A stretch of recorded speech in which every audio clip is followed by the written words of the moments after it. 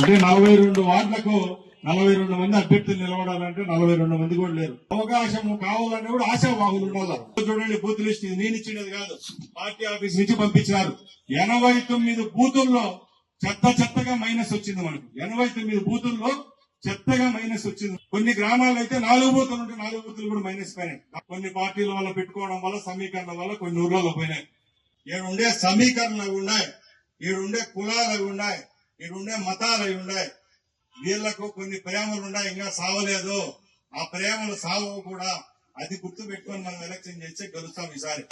ఇంకా రాష్ట్రంలో ఇంతకంటే మెజార్టీ ఎప్పుడు రాదు, ఏ పార్టీకి రాదు. అలాంటి మెజార్టీ వచ్చిన సీటే ఈసారి మనం ఎంతటితో గెలిచినాం ఆ లెక్కేసుకోండి. అలాంటప్పుడు మనం ఆశామాషిగా తీసేయకూడదు.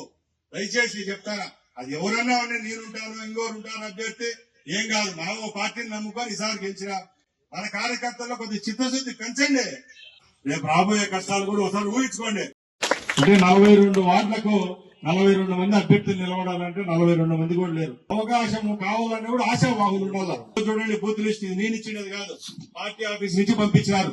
89 బూతుల్లో చెత్తగా మైనస్ వచ్చింది. మనకు 89 బూతుల్లో చెత్తగా మైనస్ వచ్చింది. కొన్ని గ్రామాల్లో అయితే 4 బూతులు ఉంటే 4 బూతులు కూడా మైనస్ పోయినాయి. కొన్ని పార్టీల వల్ల పెట్టుకోవడం వల్ల, సమీకరణ వల్ల కొన్ని ఊర్లలో పోయినాయి. ఈడుండే సమీకరణలు అవి ఉన్నాయి, ఈడుండే కులాలు అవి ఉన్నాయి, ఈడుండే మతాలు అవి ఉన్నాయి.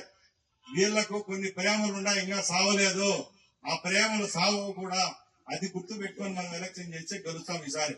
ఇంకా రాష్ట్రంలో ఇంతకంటే మెజార్టీ ఎప్పుడు రాదు, ఏ పార్టీకి రాదు. అలాంటి మెజార్టీ వచ్చిన సీటే ఈసారి మనం ఎంతటితో గెలిచినాం ఆ లెక్కేసుకోండి. అలాంటప్పుడు మనం ఆశామాషిగా తీసేయకూడదు. దయచేసి చెప్తాను, అది ఎవరన్నా నేనుంటాను, ఇంకోరు ఉంటాను అభ్యర్థి ఏం కాదు. మనం ఓ పార్టీని నమ్ముకొని ఈసారి గెలిచినాం. మన కార్యకర్తల్లో కొద్ది చిత్తశుద్ధి పెంచండి. రేపు రాబోయే కష్టాలు కూడా ఒకసారి ఊహించుకోండి.